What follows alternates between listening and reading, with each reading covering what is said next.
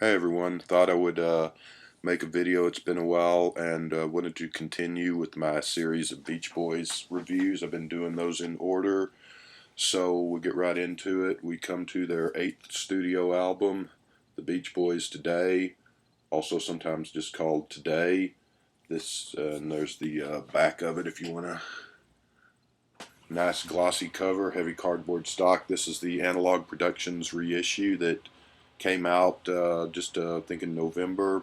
It's a 180 gram, 200 gram, I'm not sure, vinyl. It's mono.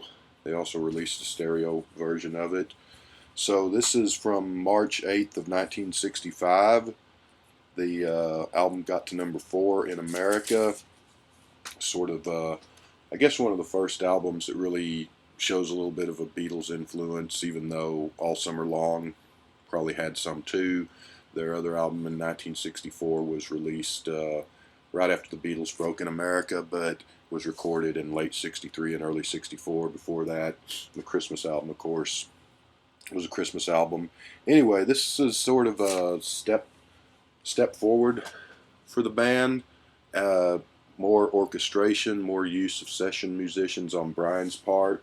Uh, Carl and Dennis still play on this, but there's a lot more of the what became known as the Wrecking Crew, and not just guitar and drums so much anymore as that's in there, but there's also a lot of trumpet and organ and flute and timpani and all sorts of stuff going on there. So the production's songwriting and the production is becoming a little more sophisticated.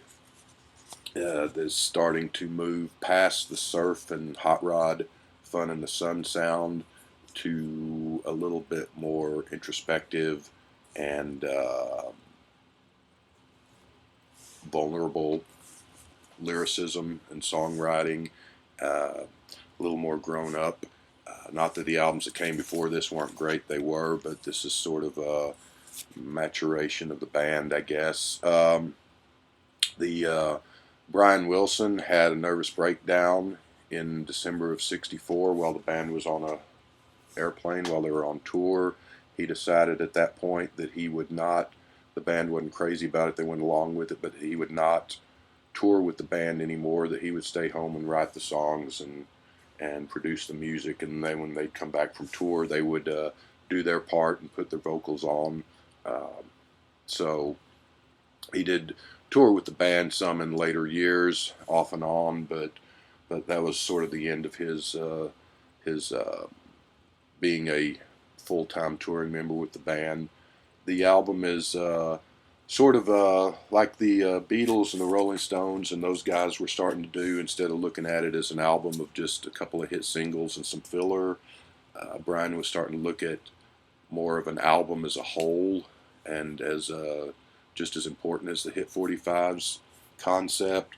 The first side, roughly, is upbeat guitar rock songs. The second side, roughly, is slower paced and ballad songs.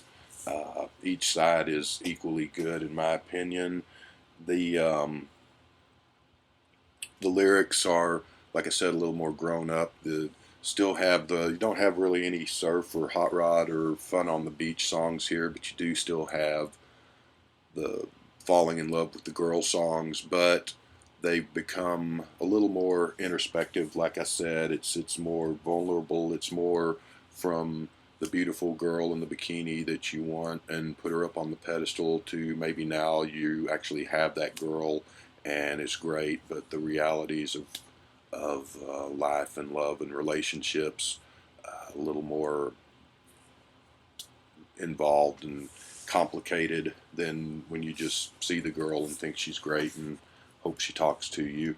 Um, so it's also celebration of the '60s and youth, as most music still was in 1965. But it's also their they said they wanted to change their image, probably in response in large part to the Beatles and the Rolling Stones and Motown, and a little more sophisticated music showing up from what was going on in 1962 and 1963, probably in part just because they were getting older, and they didn't want to just keep doing the same things, especially Brian. Uh, he was growing as a songwriter and a music producer and an arranger, so obviously he wanted to do new things and conquer new challenges. But so there's sort of I call it a cautioned optimism that they're still kids at this point. They're still in their early 20s, but they're Brian is the principal songwriter here, so he realizes that they're growing up and not going to be kids and becoming adults, and so there's sort of that I call it cautioned optimism, like I said, but excitement about growing up, which really wasn't in rock and roll in 1964 that much looked at or discussed at that point. So it's kind of groundbreaking on that level. We'll get to that in some of the songs that's addressed, but sort of looking forward to what's next and growing up, but sort of Pet Sounds, the album after this, would be a little more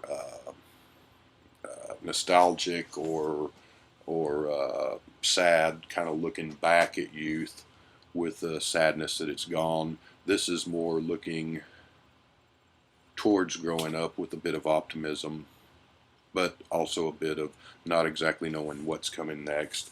So, yeah, okay. Let's go through the songs. The album opens with Do You Want to Dance, which is actually a cover song. It's getting a little late in the game to be doing cover songs at this point, in my opinion, but in fairness, the Beatles, the Rolling Stones, the Who, and the Kinks, they're still doing cover songs on their records in 1965, so I really can't fault the Beach Boys.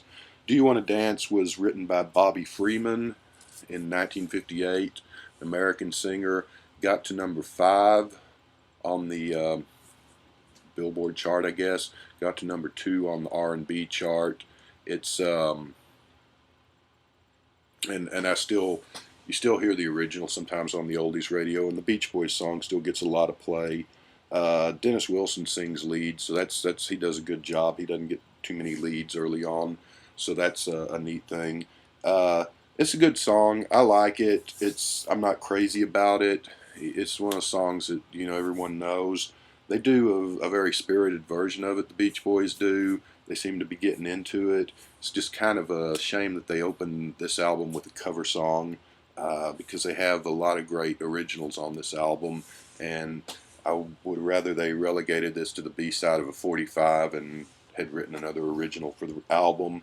But it's a good song. Just FYI, there's also a song called Do You Want to Dance by somebody named Barry Blue that was released in 1973, which is totally unrelated to either the Beach Boys or the original Bobby Freeman song. I don't remember that song. I need to look it up on YouTube sometime just to see what it is. Sorry, by the way, it's probably dark in here because it's nighttime. I had the light on overhead, but there's just a big old glare, so I hope you can see me. Anyway, so yeah, it opens with the cover, Do You Want to Dance? I'm going to give it a 7. They get into it. They're having fun doing it. It's a nice enough song. A lot of people probably like it. It's on their greatest hits albums and all. So I'm okay with it. Not crazy about it, but I'll give it a 7. The next song is an original, which is a lot better. Brian Wilson and Mike Love, he sued Brian Wilson later to get songwriting credit. So how much Love actually had to do with writing these songs is apparently some judge in a court thought he did, but maybe he did, maybe he didn't. I don't know. But Good to My Baby is a really great song. It's just I'm going to give that a 10 out of 10. It wasn't a hit single or anything. It should have been probably. It's a great hidden album track. It's got a driving guitar riff that just sort of repeats, sort of a repeating motif throughout the song, and also a repeating in the vocals with the harmonies are great. A little bit doo-wop, a little bit just really great dense packed together harmonies. Nice little rock and roll song. great song, and that probably should have been the opener of the album. But anyway, it's a great, great, great song. 10 out of 10. Number 3 is track number 3 on side 1. Don't Hurt My Little Sister. Um, this is Brian Wilson and Mike Love singing lead, trading off on lead vocals here. This is a song supposedly about Marilyn Wilson, which became Brian's wife. May have already been his wife by the time this album came out. Brian, a little creepy maybe. He apparently liked Marilyn and her 2 little sisters. I don't mean little like 5 years old, but I mean they were younger than her, and so he couldn't make up his mind which one he liked best, and that's how that came about. But the song lyrically just seems like a very protective, not creepy, over crazy protective, but just a protective brother worrying about his little sister entering the dating world and hoping that she doesn't get her heart broken. It's a sweet song from that perspective, and it's very good musically. I'm going to give that one a 9 out of 10. Brian had offered this song to Phil Spector. He was hoping that the Ronettes would cover it. It ended up the Blossoms covered it. Phil Spector took it, but they changed the lyrics and the title to Things Are Changing for the Better. I meant to look that song up on YouTube. I'm not sure if I've heard it, but I didn't before I made the video, so I will look it up after. So we go to number 4, and the song is When I Grow Up to Be a Man. Of course, that's every one of those Beach Boys songs everybody knows. Got to number 9 in the charts as a 45. It was the theme song of a TV show that was out 4 or 5 years ago called Men of a Certain Age, which was actually a really good show. I think it was only on for 2 seasons. Starred Ray Romano from Everybody Loves Raymond, that he made after Everybody Loves Raymond. Kind of a surprising show because I thought he could only kind of play that Raymond part, but in this show he plays, it's not really a comedy, it's a drama, has some funny parts, but he actually plays a very nice dramatic role and does a good job of it. I didn't think he was capable of that, but might check that show out sometime. Men of a Certain Age, that's the theme song of that. Anyway, this is from interviews. This was Brian's attempt to reinvent himself as a grown-up and not a boy anymore.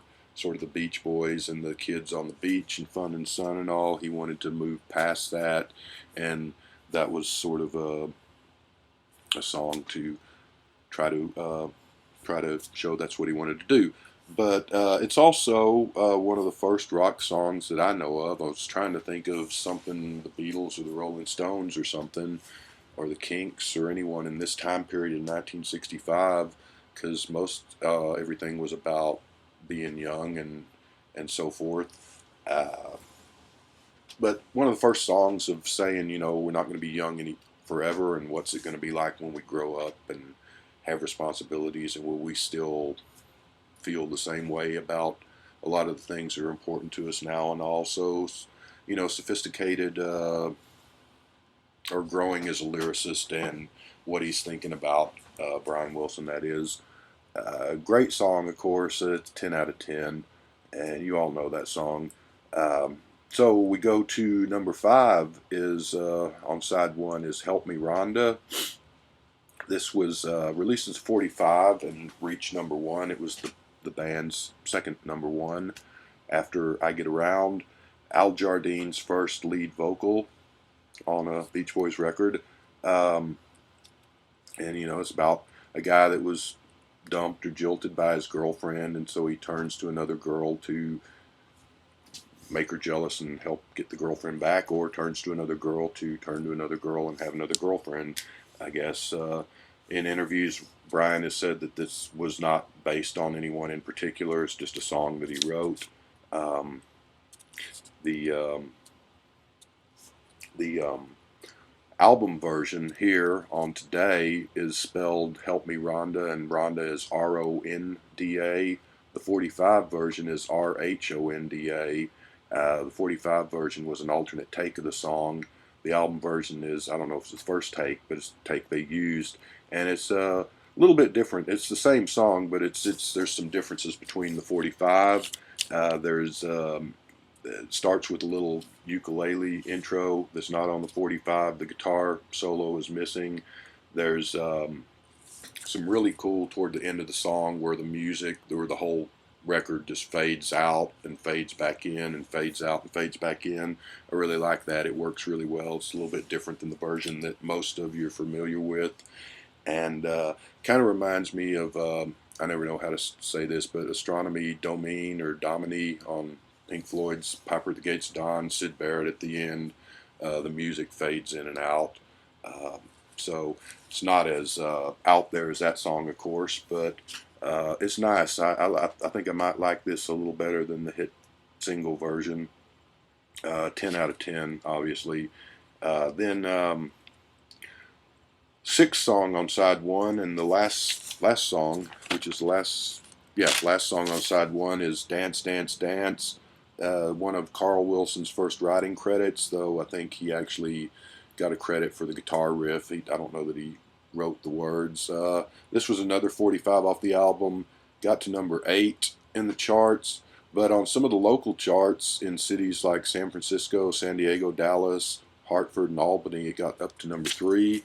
Back in the old days when radio was not complete shit like it is now, uh, radio stations used to play all the national acts like the Beatles and the Rolling Stones, the Beach Boys and Elvis and all that, but they also used to play local bands some, and they also had local charts which would sometimes differ a little from the national chart. So you might have the Beatles at number 2 or 1 in the Dallas or the Chicago chart, and they might be at number 3 or 4 in the national chart, and that was a great thing because it got local bands some play, and it got a lot of times some of those bands like some of those songs like Double Shot of My Baby's Love and Dirty Water and stuff would be released on just little local records, just garage band kids, and it'd get play on the local radio station and go up the chart, but then the radio stations around the country paid attention to what each other was playing, and so some song a band out of Boston or a band out of Seattle or Houston or whatever might get a lot of play on the Houston station, and then the stations around in Cincinnati and San Francisco and Miami, whatever, would hear that and start playing it, and so it'd get played nationally and become a hit, and they'd get on a bigger record label. That happened a lot. Anyway, Dance, Dance, Dance, upbeat song, it's a driving rhythm. It's okay. I like it. A lot of people probably like it. I'm not one of my favorites, though. I'm going to give it a 7. So we go to side 2, which is the ballad side per se. Starts off with Please Let Me Wonder, which Brian and Mike Love trading lead vocal duties again. Very lush song, very beautiful song. This is the flip side to Do You Want to Dance 45, and as such it got to number 52 on the charts, which is a shame because it's a much better song than Do You Want to Dance. It should have been the hit in my opinion. It's just a wondering about love and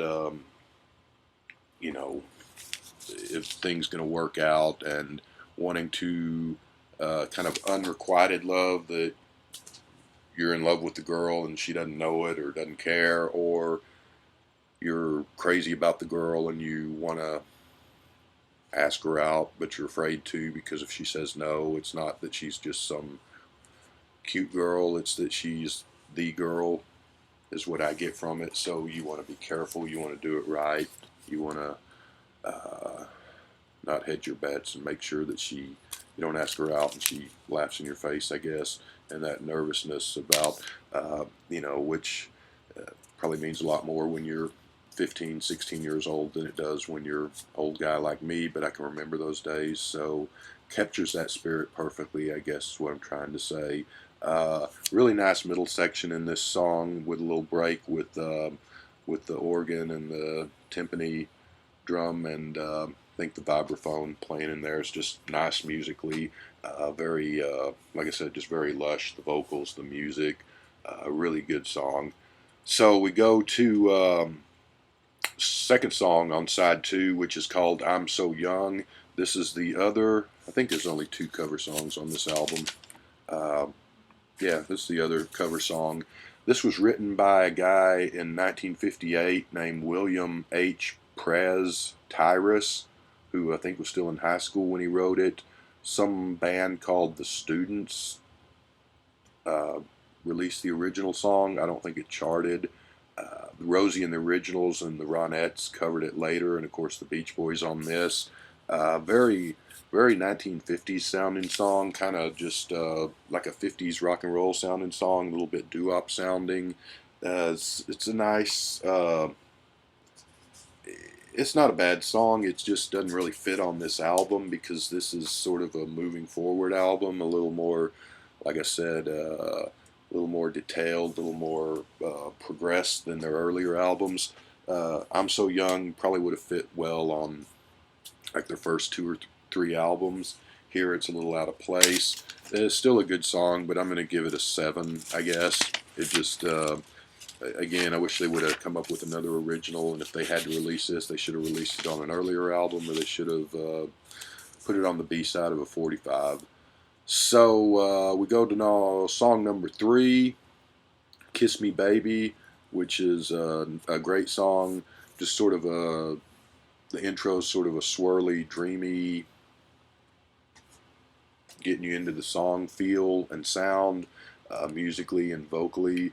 Brian Wilson, Mike Love sing, trade off on lead vocals again.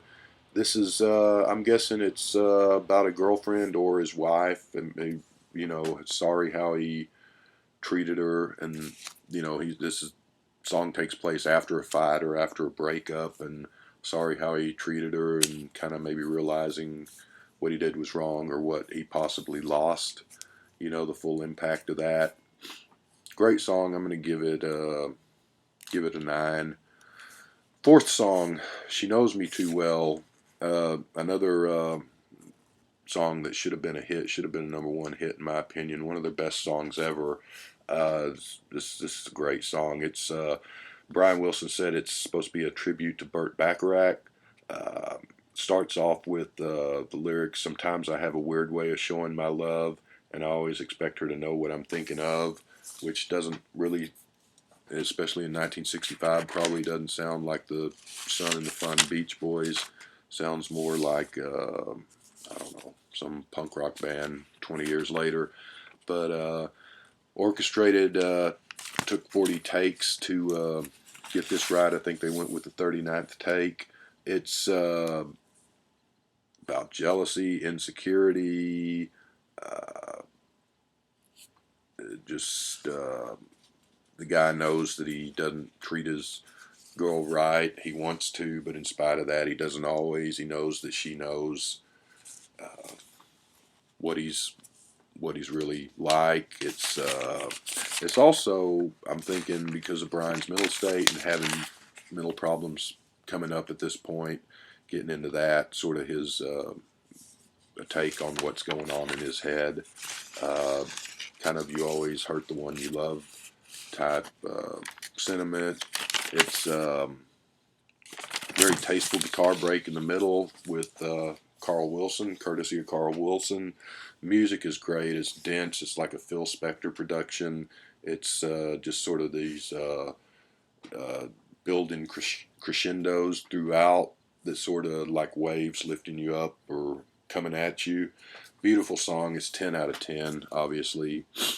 Fifth song is In the Back of My Mind, which is sung lead by Dennis Wilson. Very melancholy song. It's orchestrated. Dennis is the perfect choice to sing this song. Carl and Brian back him up on a couple of lines of the song, but by and large it's solo uh, singing by Dennis, who brings a very aching and hurtful voice to the song, and uh, it's kind of grown-up music, I think, for the time for 1965. It sounds more like something you would expect uh, the parents in 1965 to be listening to, like a Sinatra song or something.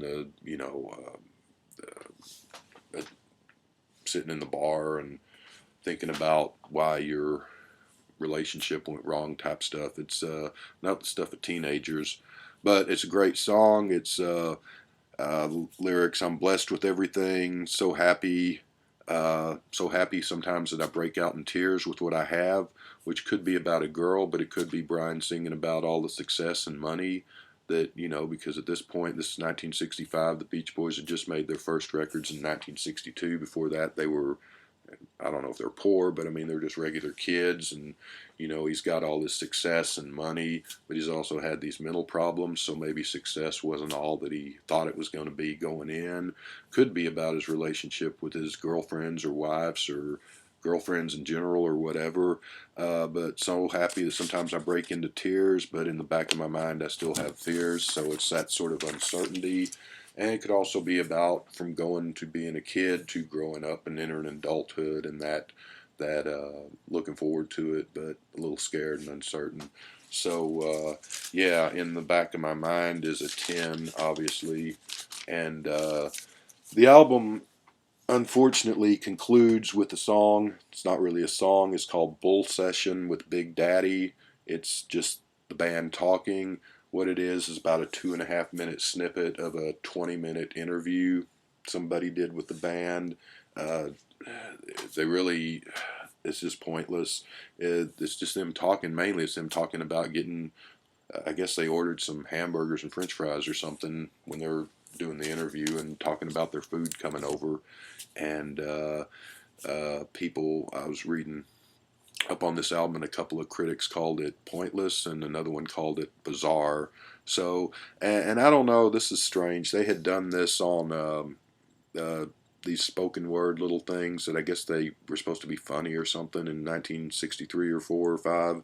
Shut Down Volume 2 and All Summer Long have that Cassius Love versus Sonny Wilson and our favorite recording sessions, which are just silly. And at this point, when they have all these great songs and Brian's growing as a songwriter and musician, it's just goofy and out of place. And it would have been better if he would have come up with another song, because it's just a little.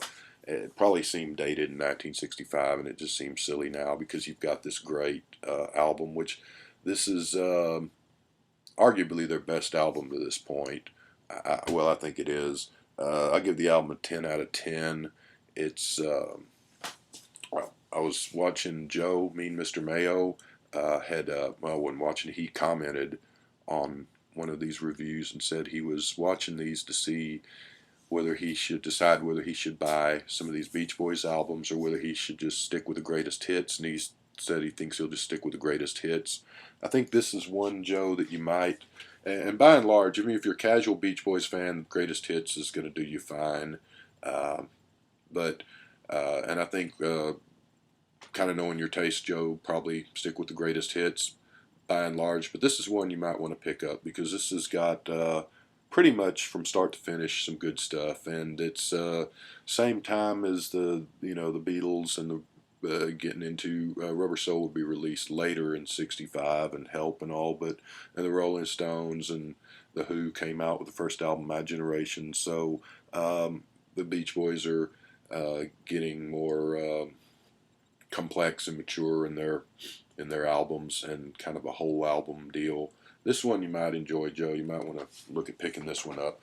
10 out of 10. I think it already said that on this album. This has been fun. Like I said, I knew the Beach Boys from the hits that everyone knows. Before I started buying these albums, I had Smile and Pet Sounds and Surf's Up, which I got for $1 about 10 years ago, and that's all I had. So I didn't know the albums. I went in here looking to see if there was anything other than the hits that was worthwhile, looking to see if they were a band like Joe said that you just get the greatest hits in your set and you don't need the albums. I've really enjoyed it. While there is a lot of filler on these early albums, there's also a lot of great stuff outside of the hits, and I could take these first 8 albums and I could put together a compilation of probably a couple of albums worth of really good songs, leaving off all the I Get Around and Help Me Rhonda and Surfing USA songs that everyone knows. So there are some good stuff. There is filler, and there's some silly stuff, and there's some corny stuff. Some of the silly and corny stuff is good, but it's been fun going through this, and so that's that's about it. We will be back with the next Beach Boys album. I hope everybody had a good Christmas and New Year's. I had a absolutely terrible one. Um, so, but I hope everyone else's was better. Uh, I You can cut off the video at this point because it's sad stuff and probably don't care. But having lost my mom Christmas before last, week before Christmas this year, my little dog, I had to have him put to sleep on Christmas Eve, and I had buried him on Christmas Day. So uh, this holiday was just god awful horrible. But I hope everybody else's was better. Hate to leave you on a downer note like that. We'll be back with the next Beach Boys album review